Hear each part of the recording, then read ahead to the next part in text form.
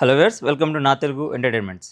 So ప్రస్తుతం cinema ఇండస్ట్రీలో ఉన్న పరిస్థితులు ఎలా ఉన్నాయి, చిన్న సినిమా స్థాయి ఏంటి, అలాగే ప్రజెంట్ రిలీజ్ అయిన ఉస్తాద్ భగత్ సింగ్ అండ్ ధురంధర్ 2 చిత్రాల ఫీడ్బ్యాక్ ఎట్లా ఉంది, మనతో మాట్లాడడానికి సీనియర్ నిర్మాత నట్టికుమార్ గారు ఉన్నారు. ఆయనతో మాట్లాడదాం.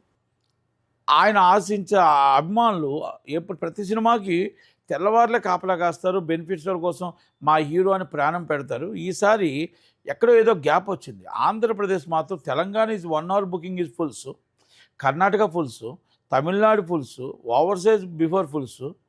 కానీ ఆంధ్రప్రదేశ్లో సండే బుకింగ్ ఓపెన్ చేస్తే వెనస్డే దాకా ఖాళీగానే ఉన్నాయి. వెనస్డే ఫుల్ఫిల్ అయ్యాయి, వెనస్డేకి హెవీ కలెక్షన్స్ వచ్చాయి తప్ప, అంటే వెనస్డే ఫుల్స్ అయ్యాయి అడ్వాన్స్ బుకింగ్లు. అసలు సండే దాకా అవ్వలేదు. ఇది ఎప్పుడు జరగలేదు, హిస్టరీలో రికార్డ్ ఇది.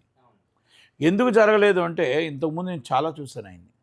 ఆ చూసిన దాంట్లో ఈ సినిమాకి అభిమానులకి జనసేన నాయకులకి గ్యాప్ ఎక్కడో పడింది. ఆ గ్యాప్ని ఫుల్ఫిల్ చేయలేదు. ఎందుకు ఈ మాట నేను చెప్పొస్తున్నానంటే, అభిమానులకి పవన్ కళ్యాణ్ నాయకుడు, జనసేన పార్టీకి పవన్ కళ్యాణ్ గారి నాయకుడు, ఆ నాయకుడే డిప్యూటీ సీఎం కనుక అందుకని ఇవన్నీ కూడా మనకి ప్రతిపక్షానికి మనం ఛాన్స్ ఇచ్చిన వాళ్ళు అవుతాం.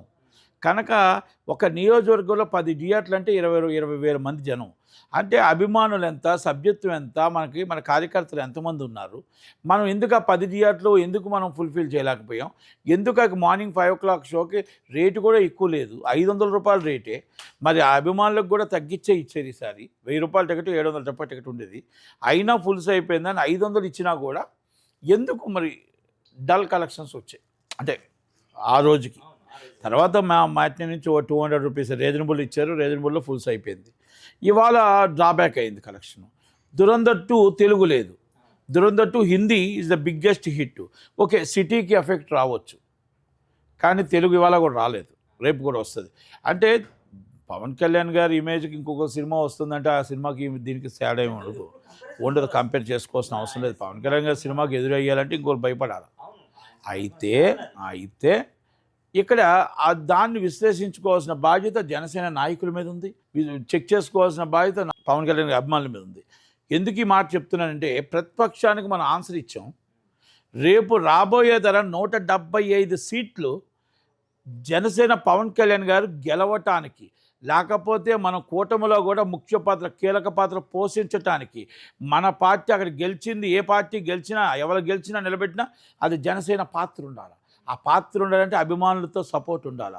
అభిమానులు సపోర్ట్ ఉండాలి అంటే పవన్ కళ్యాణ్ గారి జనసేన నాయకులు సపోర్ట్ ఉండాలి. ఇది మనం రీచెక్ చేసుకోకపోతే, అందుకే సినిమాకి రెండింటికి కంపేర్ చేస్తున్నాను నేను. ఎందుకంటే కంపేర్ చేయకపోతే రేపు పార్టీకి ఇబ్బందులు కలుగుతుంది. ఆ పార్టీని మనం అభిమానులు అంటే కార్యకర్తలు అంటే అభిమానులే, మనం అక్కడ ఎక్కడో తేడా వస్తుంది. ఎందుకంటే సినిమానే 20,000 మందితో 10,000 మందితో సినిమానే ఫుల్ఫిల్ చేయలేని వాళ్ళు రేపు ఎక్కడి నుంచి ఓటింగ్ వస్తుంది అనేది ఒక ఫీలింగ్ ప్రతిపక్షం తీసుకొని పెడుతుంది. ఆ తేగకూడదు ఆ ఛాన్స్. అందుకే రెక్టిఫై చేసుకోవాలా, రీచెక్ చేసుకోవాలా. మనం 2029కి వచ్చేటప్పటికి మనం 175 సీట్లలో శాసించాలా. ఇప్పుడు మనం ఫుల్గా నించుంటామా, కూటమిలో నించుంటామా, ఏదైనా శాసించాలా, కీలక పాత్ర పోషించాలా అన్ని దాంట్లో మనం రావాలా. మన నాయకుడు 21 సీట్ అడిగాడు, హుందాతనంగా 35 ఇచ్చారు, 21 సీటు గెలిచాడు, అందరికి ఇచ్చాడు. 21 సీట్లు 100% గెలిచాడు. 100 సీట్లు ఇచ్చినా గెలవాలి, 50 సీట్లు ఇచ్చినా గెలవాలి, 70 సీట్లు ఇచ్చినా గెలవాలి, 150 సీట్లు ఇచ్చినా గెలవాలి, 175 సీట్లు ఇచ్చినా 175 నియోజకవర్గాలకు గెలవాలి. మన నాయకుడిని గెలిపించాలంటే నాయకులు కరెక్ట్గా ఉండాలా. నాయకులు కరెక్ట్గా ఉంటే కార్యకర్తలు కరెక్ట్గా ఉండాలా. మనం అందుకే 175 నియోజకవర్గాలకి మనం గెలిపించుకోవాలి. అంటే సినిమా లింకప్ ఎందుకు చెప్పానంటే, సినిమా అనేది ఆయన హీరో, ఆయన మీ జనసేన నాయకుడు, ఆయనే డిప్యూటీ సీఎం. అందుకే సినిమాకి అభిమానులు ఎందుకు బెనిఫిట్స్లోకి రాలేదు. నేను తక్కువ మరుసటి రోజంతా అభిమానులు మామూలుగా వస్తుంటారు, వెళ్తుంటారు, అవి కాదు. కనుక ఇది ఇమేజ్ మనం రీచెక్ చేసుకోవాల్సిన బాధ్యత ఆంధ్రప్రదేశ్ మీద ఉంది. కనుక పవన్ కళ్యాణ్ గారు కూడా, నాగబాబు గారు, వీళ్ళందరూ ఒకసారి చెక్ చేయాలి.